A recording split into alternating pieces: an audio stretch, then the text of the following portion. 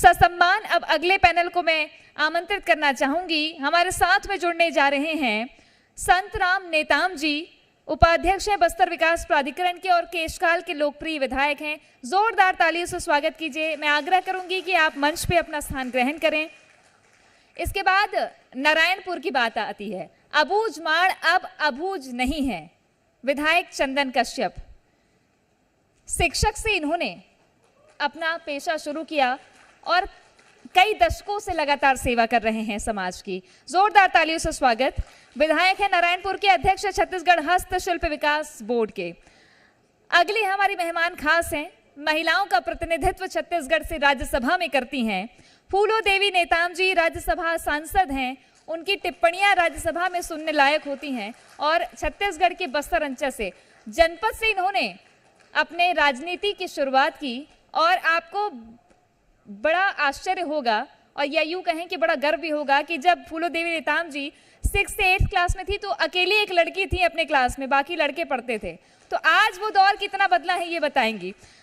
ये तीनों मेहमान बेहद खास हैं और इन खास मेहमानों का बस्तर के जनप्रतिनिधियों का सम्मान करने के लिए मैं मंच पर आमंत्रित करूंगी जी मध्य प्रदेश छत्तीसगढ़ के एडिटर मोहित सिन्हा जी को। वे आए और हमारे अतिथियों का सम्मान करें। तालियां बजती रहनी चाहिए क्योंकि ये न सिर्फ इन जनप्रतिनिधियों का सम्मान है बल्कि ये सम्मान है पूरे कोंडागांव का, पूरे बस्तर अंचल का, नारायणपुर का, बीजापुर का। बस्तर जो अंचल है, केरल का जो क्षेत्रफल है, एक पूरा राज्य उससे भी बड़ा है। तो इस पूरे बड़े क्षेत्रफल को किस तरीके से करीने से समझते हैं, आदिवासियों के बीच जो जिंदगी गुजारते हैं, आदिवासियों की जिंदगी में बदलाव लाने के लिए क्या काम किया जा रहा है, जी मध्य प्रदेश छत्तीसगढ़ के मंच से आज ये जनप्रतिनिधि अपने विचार साझा करने जा रहे हैं। सम्मान बेहद खास है।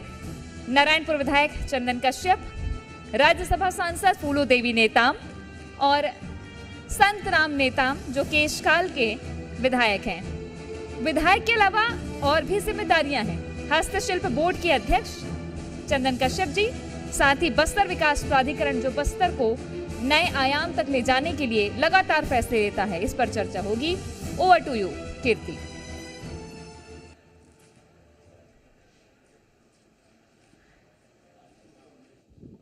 बहुत शुक्रिया तृप्ति आपका, और मैं आपसे भी अनुरोध करूंगी कि आप कृपया मंच पर आएं ताकि हम इन जनप्रतिनिधियों से बातचीत कर सकें, जाने कि आखिरकार जो सरकार की योजनाएं होती हैं वो किस प्रकार से ये धरातल पर उतारते हैं, किस तरह से आम जनता को लाभ पहुंचाने का काम करते हैं।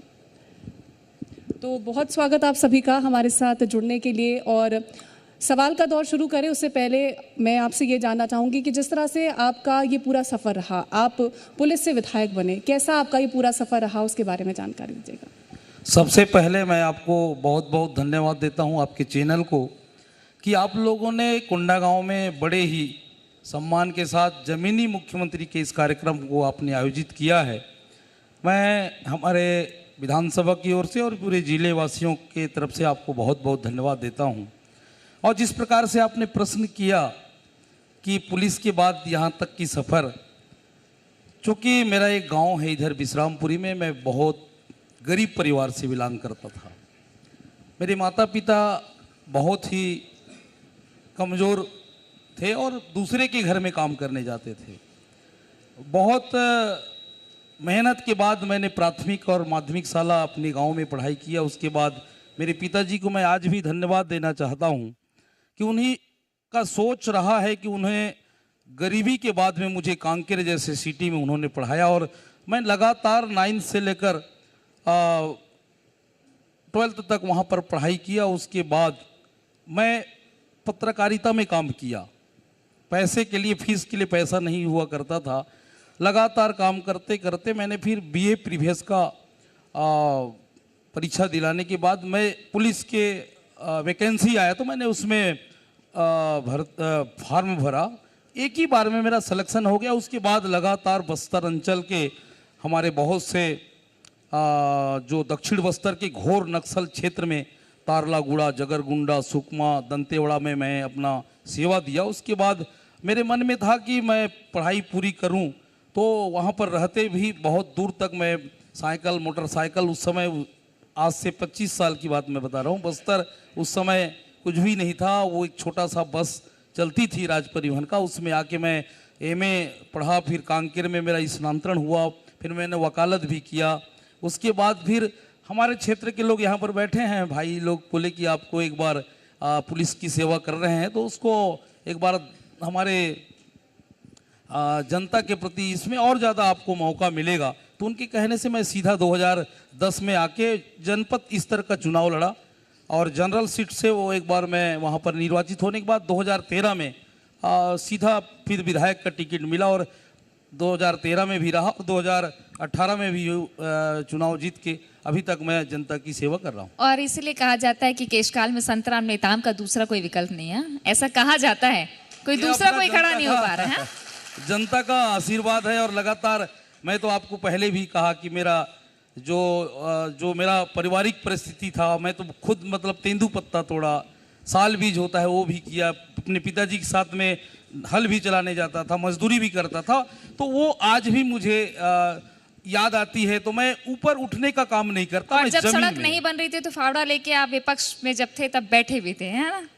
इसको हाँ, लेकर के ये भी तो आपने चैनल में चलाया, हमारे आदरणीय आपके जोशी साहब वगैरह लोग चलाए। हम लोग जब विपक्ष में रहे तो सरकार से हमने बहुत मांग की है। एक सड़क था वो हमारे बड़बत्तर से विश्रामपुरी तरफ, लोगों का आना जाना था और उस इतना गड्ढा था कि वहाँ पर मछली भी पालन कर सकते थे, ऐसा स्थिति वहाँ पर था। तो आज वो बड़े-बड़े गड्ढा। आज वो सड़क आपने स्वीकृत करवा दी। तो हाँ, मैं उसको फिर कई बार अल्टीमेट दिया, विधानसभा में उठाया, जब नहीं हुआ तो मैं सरकार को अल्टीमेट दिया कि अगर आप नहीं बनाओगे तो मजबूर होकर मुझे मजदूरी करना पड़ेगा। और वैसे ही ठीक किया, कोई ध्यान नहीं दिए। फिर मैंने उसको अपने पैसे से, अपने जनता के सहयोग से गाड़ी, कोई जेसीबी, कोई ट्रैक्टर दिया, मैंने भी लगाया। ऐसे करके वहाँ रात में भी रहता था मैं, ऐसी टेंट लगा लगा के 1-1 किलोमीटर तक हमने बढ़ाया, पूरा गड्ढा को पाटे। और सदन में मैं एक दिन जाके बोला कि अगर मेरा रोड नहीं बनेगा तो फिर मैं धरने पे बैठूंगा। तो सरकार मजबूर हुआ, 10 करोड़ की राशि उसको फिर दिया। तो फिर आज बहुत जनप्रतिनिधि बढ़िया बना। ऐसा होना चाहिए जो लड़ जाए, चाहे सदन में हो चाहे सड़क में हो। तो ऐसे ही संतराम नेताम जी भी कर रहे हैं।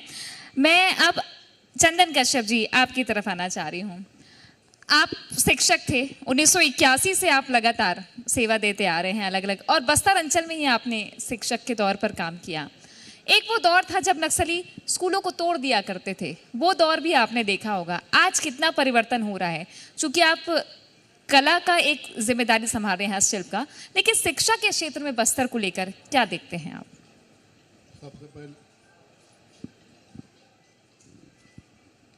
जी बोलिए।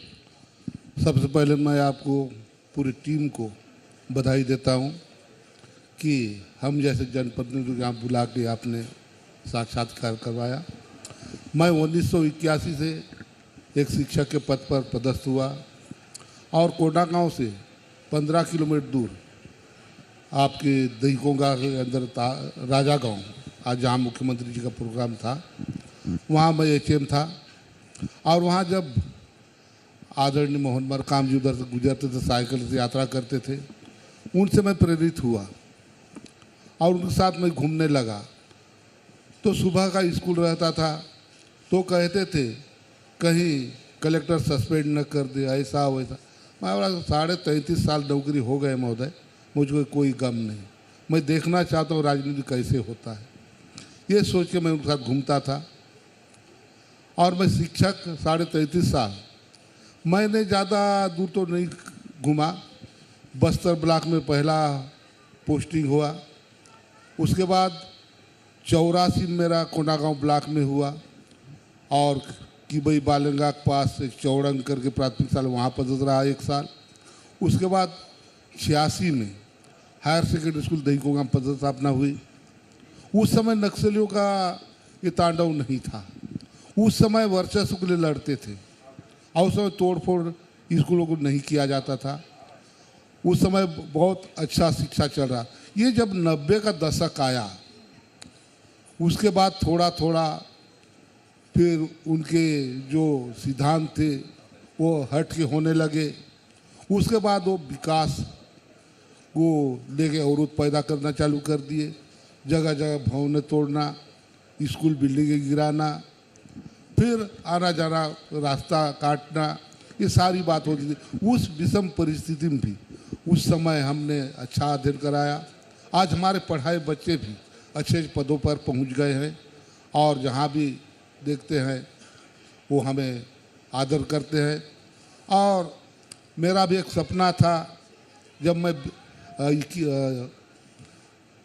ये 2013 को अगस्त में रिजाइन किया, सितंबर में रिजाइन स्वीकृत हुआ, तब ये आदरणीय मोहन मरकाम, आदरणीय संतराम नेताम जी और कवासी लखमा जी और दीपक बैज जी मेरे लिए लॉबिंग किए दिल्ली में, और मुझे सबको टिकट मिलने के बाद भी मुझे अंतिम टिकट दिया गया। तो मुझे मात्र 19 दिन का समय मिला, जिस समय पूरा नारायणपुर विधानसभा जो 3 जिलों में मिलकर बनता है, बस्तर से 46 पंचायत आते हैं, कोंडागांव से 54 पंचायत और 104 नारायणपुर जिला के आते हैं, यहाँ मेरा संपर्क नहीं हो पाया, जिसके वजह से मैं 2013 का चुनाव हार गया।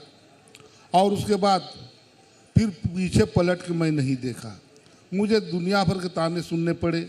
मैं सुना, यहाँ तक लोग कहे कि चंदन कश्यप बेशर्म है, जो चुनाव हारने के बाद भी फटफटी लेकर निकलता है। ये तो दौर चलता रहता है कि एक तो जनप्रतिनिधि ये सारी चुनाव हारे, लेकिन दोबारा आप जब 2018 में आए, पार्टी ने भरोसा वही बता रहा हूँ मैं आगे। तो उस समय मुझको खूब हंसे लोग। मैं बोला जुआ है, एक जीतता है एक हारता है, तो केदार कश्यप जीत गया। तो मुझे तो कहा गया कार्यकर्ताओं के द्वारा, कितना बेशर्म है, पानी में डूब के मर जाना चाहिए, फांसी लगा लेना चाहिए। मैं तो बेशर्म हूँ ही बोला, और मैं निरंतर प्रयास किया। और जब 2018 आया, 1 फरवरी जब बर्थडे बनाया, मैं सारे चीज़ खाना पीना छोड़ दिया और दौरा पर विशेष ध्यान दिया। 14 अप्रैल का दिन मुझे वो अच्छी तरह से याद है, जब सुबह 8 बजे पैरालिसिस का अटैक आया। तो सबसे पहले हमारे आदरणीय दीपक भाई जी देखने आए, अरे यार ये अच्छा नहीं हुआ। तो उन्होंने कहा कोई बात नहीं, इलाज कराएंगे। फिर मुझे इलाज कराया गया, मैं 15 दिन में पाँव रगड़ रगड़ चलने लग गया। उसके बाद फिर मैं गया, गांव-गांव घूमा, फिर मोहन मरकाम जी और कवासी लखमा जी और सांसद दीपक भाई जी अथक प्रयास से। मतलब ये संघर्ष आपका काफी शुरू से लेकर के, और आखिरकार आज नारायणपुर के विधायक के तौर पर चंदन कश्यप जी काम कर रहे हैं। जोरदार तालियां बजनी चाहिए, क्योंकि एक शिक्षक से होकर के जनप्रतिनिधि होना। कीर्ति, बिल्कुल महिला जनप्रतिनिधित्व भी हमारे साथ है। बिल्कुल। फूलो देवी नीताम जी, मेरा सवाल आपसे है, बस्तर आपकी जन्मभूमि है, कर्मभूमि है, क्या कुछ कहेंगी? आज जी मध्य प्रदेश छत्तीसगढ़ जमीनी मुख्यमंत्री कार्यक्रम में आपकी टीम को, जी न्यूज़ की टीम को बहुत बहुत बधाई देती हूँ और शुभकामनाएं देती हूँ। बस्तर मेरा जन्मभूमि है और कर्मभूमि है। बस्तर में हम जन्म लिए और कर्म करते जा रहे हैं। आज महिला होने के नाते बस्तर जैसे इलाका में एक महिलाओं को आगे आके काम करने में बहुत दिक्कत होती है, खासतौर पर राजनीति में। सारे चुनौतियों को पार करते हुए आज राजनीति दृष्टिकोण से हमने यहाँ तक आने का मौका मिला है। निश्चित तौर पर संघर्ष का दौर रहा। बचपन से ही संघर्ष करते करते आज तक संघर्ष करते आ रहे हैं। हमारा जीवन ही एक संघर्ष हो चुका है, चाहे वो महिलाओं को आगे लाने में, महिलाओं को जागरूक करने में, महिलाओं को प्रेरित करने में, हर जगह संघर्ष करना पड़ता है। और ख़ासतौर पर मैं ये कहना चाहूँगी कि हम कांग्रेस पार्टी से जुड़े हैं और कांग्रेस में महिलाओं को महत्वपूर्ण भूमिका और जिम्मेदारी दी, जिसके चलते आज महिला यहाँ तक पहुँची हैं।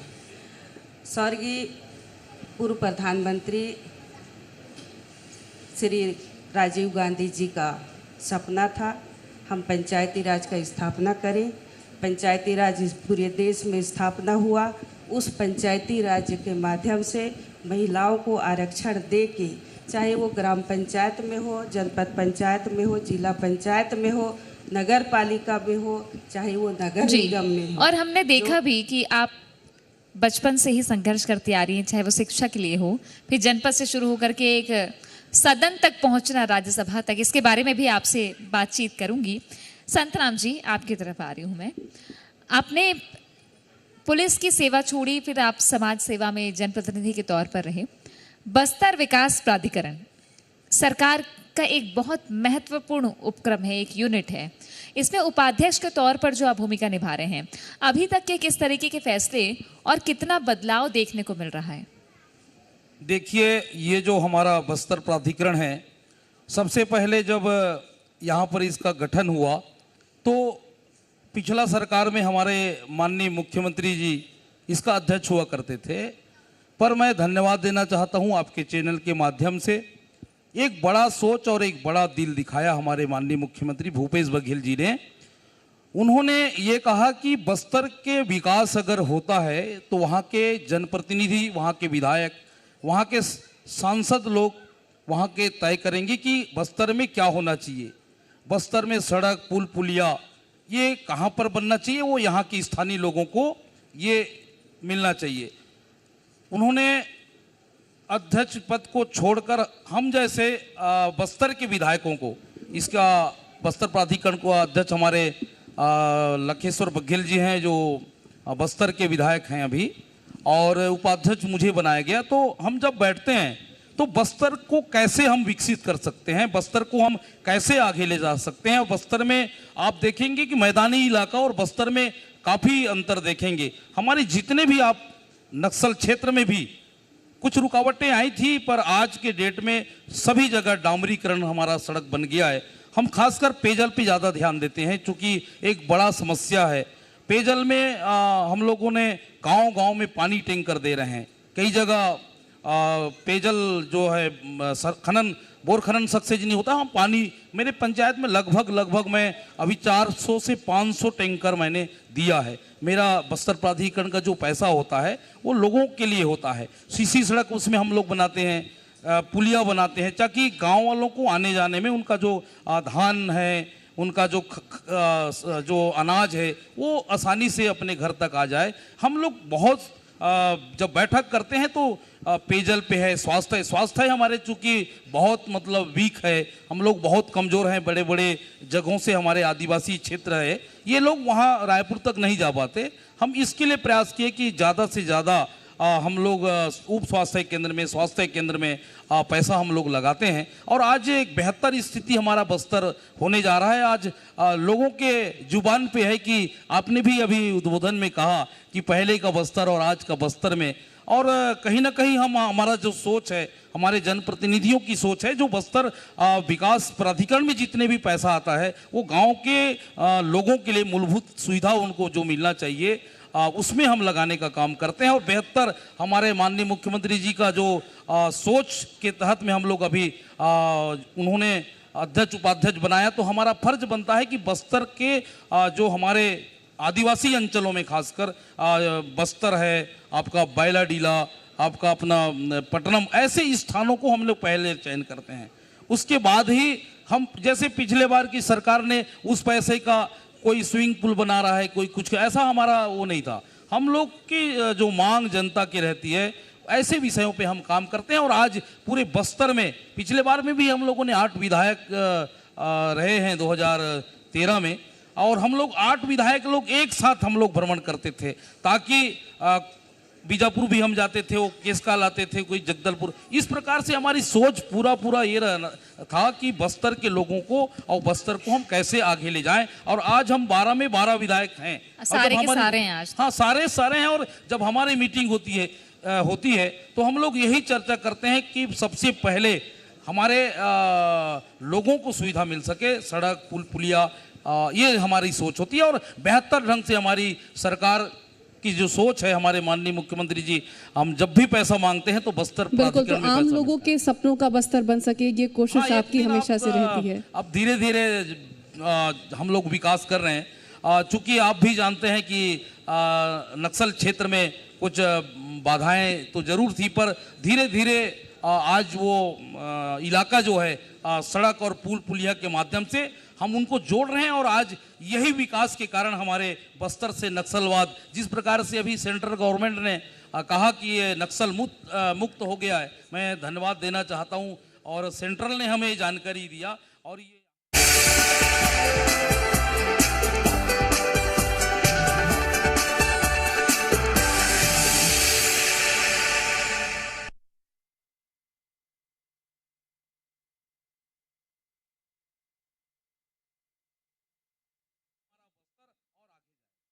बस्तर और आगे जाएगा। चंदन कश्यप जी, आपसे मेरा सवाल है, अबूझ माड़ की अगर हम बात करते हैं, पहली बार वहां के गांवों में सर्वे हो रहा है, किस तरह की चुनौतियां हैं और कैसे आप इसको देखते हैं?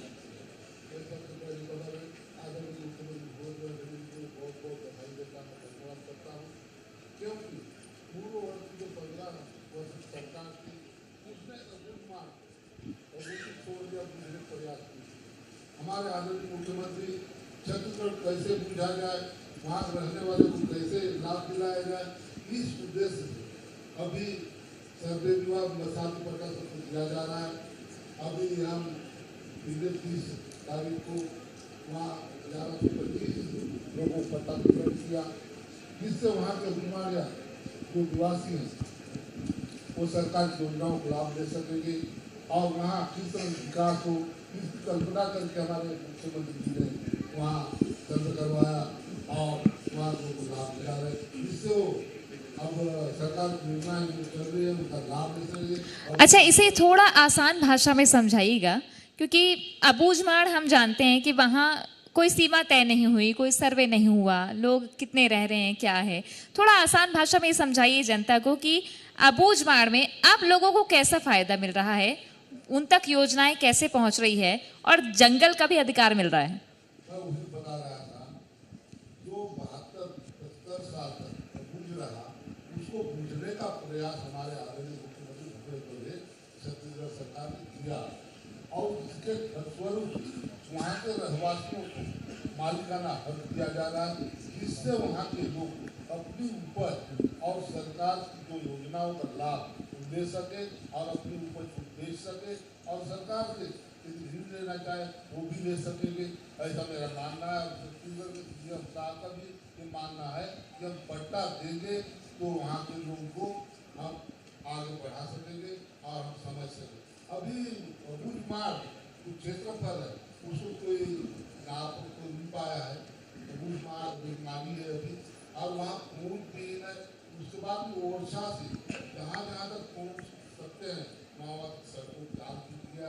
और अभी उदाहरण दे रहा हूँ, नारायणपुर से जो बारसूर रोड मात्र 3 पुलियों के कारण अटका हुआ है 7 से 8 किलोमीटर, वो भी इस बरसात से पहले पूरा हो जाएगा, जिससे वहाँ आवागमन सुविधा चालू हो जाएगी। और हमारी पूरी है राज्य दंतेवाड़ा जाते तो 100-150 किलोमीटर बचत होगी, जिससे वहाँ लोग अधिक से ज़्यादा को समाप्त किया जाएगा, ये लाभ। बिल्कुल, तो लोगों को फ़ायदा मिलेगा और ज़्यादा से ज़्यादा लोगों तक आप ये जानकारी भी पहुंचा रहे हैं। सवाल आपसे है फूलोदेवी नेताम जी मेरा, आपने कहा कि राजनीति में महिलाओं के लिए बहुत ज़्यादा जद्दोजहद करनी पड़ती है, लेकिन अगर शिक्षा की बात करते हैं, जब आप 6वीं से लेकर के 8वीं तक पढ़ रही थी तो सिर्फ एक आप ही ऐसी महिला थी जो पढ़ाई कर रही थी, तब से लेकर के अब तक कितना बदलाव? गांव आलोर में प्राथमिक शाला और मिडिल स्कूल तक ही था। तो जब मैं पहली से लेकर 5वीं तक हम लोग 2 लड़कियां हुआ करते थे। तो 5वीं में मेरी एक सहेली फेल हो गई, मैं अकेली पास हो गई। फिर मिडिल स्कूल में पढ़ने गई, तो इस मिडिल स्कूल में एक भी लड़कियां नहीं थे, मैं अकेली लड़की गांव की जो मिडिल स्कूल में पढ़ने जाती थी। मेरे पिताजी के घर से करीब 1.5-2 किलोमीटर में मिडिल स्कूल है। पिताजी ये बोले कि कोई नहीं है, लड़कियां अकेली है, कहाँ जाएगी, नहीं पढ़ाएंगे। फिर भी 1 महीने के बाद मैंने देखा, मेरे को पढ़ने का मन था, तो मैं अपना TC अंकसूची लेके स्कूल के पास कुआं था, कुआं के पास खड़ी हो गई। फिर वहाँ पे जो HM था, हेड मास्टर थे, वो उन्होंने मेरे को देख के बुलाए।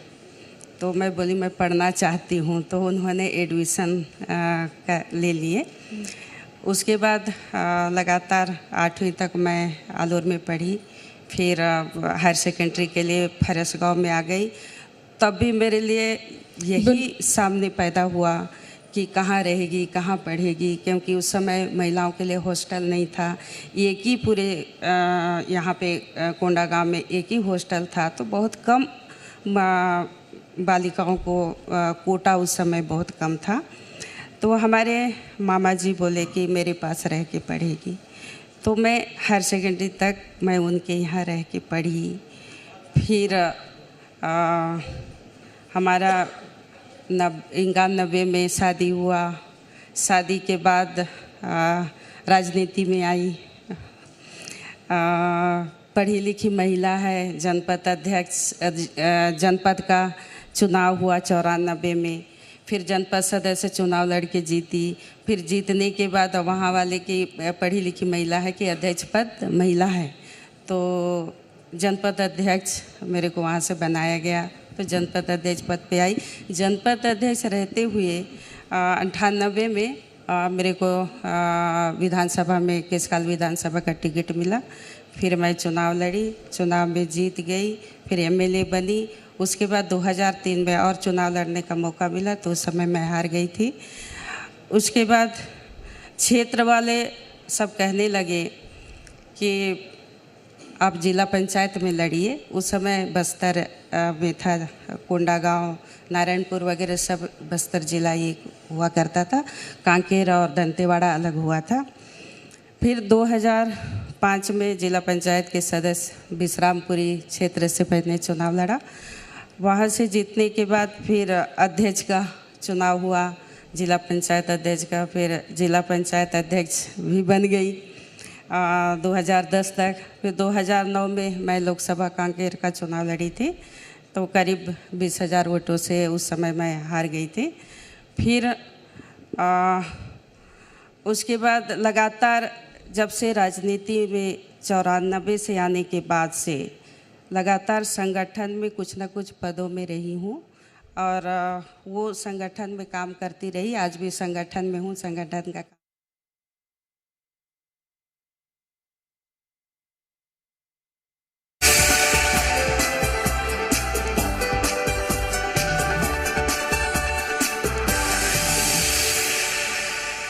लोकसभा ना विधानसभा। तो आप उन महिलाओं के लिए, उन बेटियों के लिए प्रेरणादायी हैं जो आज भी ये उम्मीद करती हैं कि वो आगे आने वाले दिनों में कहीं ना कहीं जाकर के छत्तीसगढ़ का नाम रोशन करेंगी, देश का नाम रोशन करेंगी। आप तीनों का हमारे साथ जुड़ने के लिए बहुत शुक्रिया। तो ये तीनों वो जनप्रतिनिधि हैं जो सरकार की योजनाओं को जनता तक पहुंचाते हैं, जो काम करते हैं और उस काम की बदौलत आज की जो जनता है वो उसका बेनिफिट उठा पाती है। तो इन तीनों जनप्रतिनिधियों का हम शुक्रिया अदा करेंगे और आप तीनों मंच पे बने रहिए। तृप्ति, ओवर टू यू। तो तीनों जनप्रतिनिधि बस्तर अंचल से हैं। फूलो देवी नेताम जी अपने संघर्ष की कहानी बता रही थी। आज राज्यसभा में हैं और राज्यसभा में आदिवासी महिला का जाना बस्तर अंचल के लिए एक बहुत बड़ी बात है।